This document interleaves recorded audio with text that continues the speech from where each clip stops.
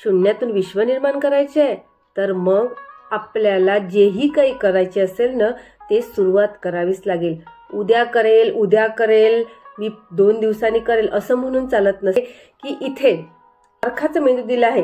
हुशार असो सगळ्यांना ना डोकं सारखं आहे, फक्त त्या डोक्याचा उपयोग तो व्यक्ती कसा करून घेतो त्यावर डिपेंड असतो. आता कोणी आपला ह्या डोक्याचा म्हणजे आपला हा कम्प्युटर आहे त्याचा उपयोग कोणी शटडाऊनच करून ठेवतं, त्यामध्ये त्यांना नवीन माहिती घालायचीच नसते. मग स्मार्ट स्टडी कसा करायचा ते काय करतात, पुस्तक असलं बसतात आपले पुस्तक वाचत, टेटचं अनालिसिस कराल किंवा मग कुठल्याही कॉम्पिटिशन एक्झामच्या पेपरचं जर मागल्या वर्षीचे प्रश्नपत्रिका असतात ना त्याचं जेव्हाही आपण अनालिसिस करतो ना जे 4 ऑप्शन्स असतात ना ते व्यवस्थित पडताळून शून्यातून विश्व निर्माण करायचे आहे तर मग आपल्याला जेही काही करायचे असेल ना ते सुरुवात करावीच लागेल. उद्या करेल मी 2 दिवसांनी करेल असं म्हणून चालत नसते. आत्ता या क्षणापासून सुरुवात करायची असते. तर नमस्कार मंडळी, मी वैशाली, तुम्हा सर्वांचे स्वागत आहे आपल्या व्लॉगमध्ये. आणि आज आपण स्मार्ट स्टडी कशी करायची त्याचे काही 2-3 टॉपिक आहेत त्याबद्दल बोलूया. आणि मला कमेंट येतात की ताई आम्हाला कळत नाही आहे की मी अभ्यासाची सुरुवात कुठून करू, माझी परिस्थितीच नाही आहे अशी की मला असं सुचतच नाही आहे की मी आता अभ्यास कसा करू, आम्हाला खूप टेन्शन येत आहे.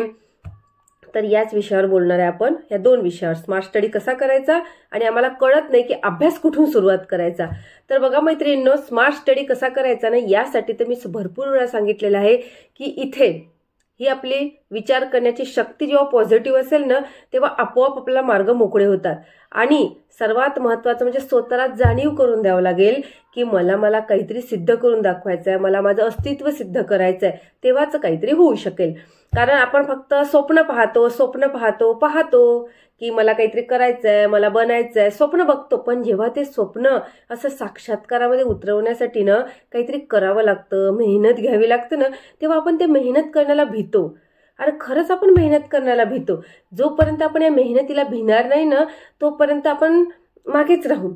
म्हणून मेहनतीला सामोर जा, फक्त मेहनत करायची आहे. आपण घरातले आपल्या कामं करतो, आपण हाऊसवाईफ आहे, आपल्या घरातले आपण कामं करतो, आपल्याला खूप मेहनत करावी लागते. सकाळपासून 4 वाजेपासून आपण उठतो तर रात्री 10 पर्यंत कोण्या हाऊसवाईफचे कामं चालतात. छोटे मुलं असले त्यांना पण करायचं असते कवर, सासू सासऱ्यांना पण द्यायचं असते, त्यांची पण सेवा करायची असते.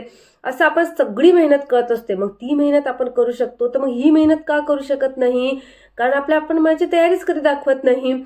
आपला ना देवाने ना आपल्याला सर्वांना सारखाच मेंदू दिला आहे. हुशार असो, ज्याचे डोकं कमजोर आहे असं ते म्हणतात स्वतःला, ते लोक असो किंवा मग एक हाऊसवाईफ असो किंवा एक टॉपर असो किंवा एक सक्सेसफुल पर्सन असो, सगळ्यांना ना डोकं सारखं आहे, फक्त त्या डोक्याचा उपयोग तो व्यक्ती कसा करून घेतो त्यावर डिपेंड असतो. आता कोणी आपला ह्या डोक्याचा म्हणजे आपला हा कम्प्युटर आहे त्याचा उपयोग कोणी शटडाऊनच करून ठेवतं, त्यामध्ये त्यांना नवीन माहिती घालायचीच नसते. मग स्मार्ट स्टडी कसा करायचा ते काय करतात, पुस्तक असलं बसतात आपले पुस्तक वाचत, झाला आमचा अभ्यास, असं करायचं नाही, त्याला स्मार्ट स्टडी म्हणत नाही. म्हणून स्मार्ट स्टडी करताना मी भरपूर वेळा सांगितलेलं आहे तुम्हाला की प्रिव्हियस इयर उचलावे लागतील. आता प्रिव्हियस इयर उचलावे लागतील म्हणजे काय करायचं, आता मी आज आपला एक क्लास घेतला, लाईव्ह क्लास, त्यामध्ये मी तुम्हाला सांगितले काही टेटचे PYQ आपण त्यात सॉल्व्ह केले. तर त्यात मी तुम्हाला सांगितलंय जे 4 ऑप्शन असतात ना त्या 4 ऑप्शनच्या सोबत आपण आपले रिलेटेड प्रश्न शोधत जायचे. म्हणजे जसं विद्यार्थ्यांनी झटून अभ्यास करावा, आता याच्यातलं आपल्याला ओळखायचंय की कुठलं काय आहे वाक्य, संयुक्त, करणरूप, विधानपूरक आणि द्विकर्म.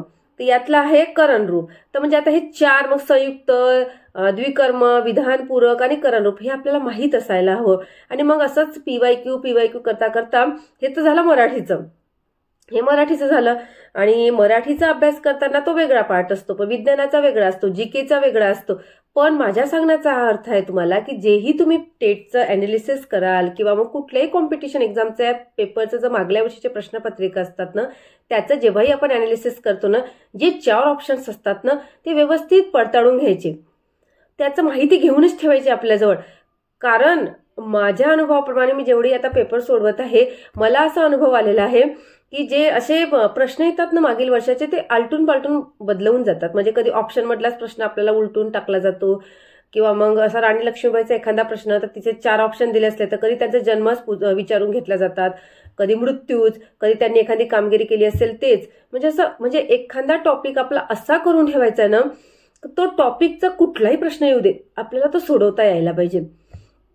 त्यानंतर विचार पॉझिटिव्ह ठेवायला पाहिजे, हे फार महत्वाचा घटक आहे. त्यासाठी पॉझिटिव्ह अफर्मेशन करावे लागतील. आणि त्यानंतर रिव्हिजन फार महत्वाचे, याला स्मार्ट स्टडी म्हणतात.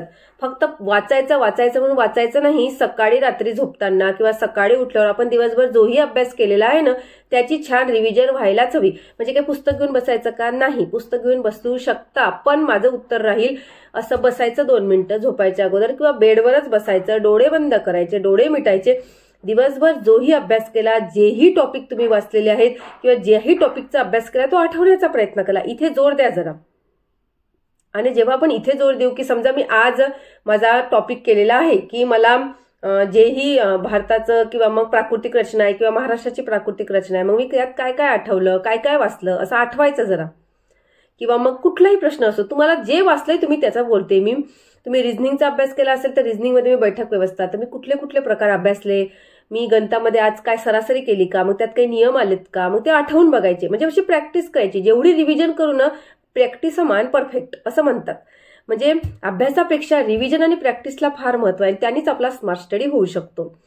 त्यानंतर आता आपण आपला प्रश्न हा असतो की आता आम्ही अभ्यास कसा करायचा किंवा कुठून सुरुवात करायची. तर मी सांगते ना तुम्हाला असं सुचत नाही ना अभ्यास, शून्यातून सुरुवात करा. असं समजायचं आपण शून्य आहे, असं विसरून जायचं की मी मागल्या वर्षी टेट दिली होती की मी मागल्या वर्षी टीईटी दिली होती, तर आता माझा एवढा अभ्यास झालेला आहे पण मला तो आठवतच नाही. मग आपण टेन्शन घेतो, घाबरून जातो आणि मग आपल्याला कळत नाही की आता तर मला काहीच आठवत नाही. काहीच घाबरायचं नाही, शून्यातून सुरुवात करा. असं समजायचं मला काहीच येत नाही. आपला सिलेबस डोळ्यासमोर ठेवायचा. सिलेबस आपला डोळ्यासमोर असणं फार गरजेचं आहे. जोही पेपर आपण देतो ना त्याचा सिलेबस आपल्याला पाहिजे. एक तर आपल्या वॉलला चिपकून ठेवायचा किंवा आपल्या नोटबुकमध्ये लिहून ठेवायचं आणि तो सिलेबस पाहून आपला अभ्यास करायचा. दुसरी गोष्ट महत्वाची की आपला सिलेबस आणि पीवायक्यू, जेही आपण एक्झाम करत आहे ना त्या एक्झामचे पीवायक्यू आणि सिलेबस या 2 महत्वाच्या गोष्टी आहे. आणि त्यानंतर मग आपला अभ्यास सुरू करायचा. शून्यातून सुरुवात करायची आहे. तर शून्यातून सुरुवात करताना मग आपण सुरुवात कशी करू की आपले मग पीवायक्यू मधून आपले वीक पॉईंट उचलू किंवा मग अभ्यास करताना मी कशात वीक आहे, मला टेबल येत नाहीये का माझे घनमूळ पाठ नाहीये, वर्गमूळ पाठ नाहीये, मग तिथूनच सुरुवात करायची. म्हणजे शून्यातून सुरुवात केली तर सोपं जातं.